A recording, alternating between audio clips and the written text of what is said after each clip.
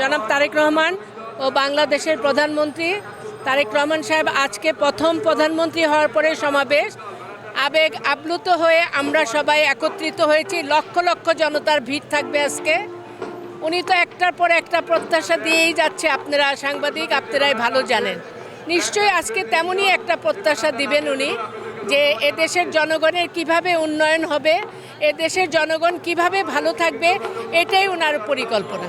অবশ্যই কোনো দিক নির্দেশনা দেশের জন্য মঙ্গলের জন্য দিবে। উনি শুধু বিএনপির প্রধানমন্ত্রী না, উনি সারা জাতির প্রধানমন্ত্রী। অবশ্যই উনি দেশের জন্য, জাতির জন্য, দলের জন্য নির্দেশনা দিয়ে যাবেন। আমরা ওনার নির্দেশ মতো, আমরা যারা বিএনপির কর্মী সবাই আমরা কাজ করে যাচ্ছি। ওনার নির্দেশ মোতাবেক আমরা সমস্ত কাজে অংশগ্রহণ করে ওনাকে জয়যুক্ত করে দেশের সেবা করার জন্য আমরা ওনার দায়িত্ব পালন করে যাব।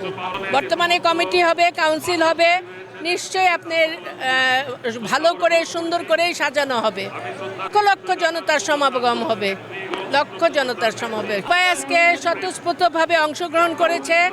জনাব প্রধানমন্ত্রীর বক্তব্য শুনবেন, সেই মোতাবেক আমরা কাজ করে যাবে সবাই।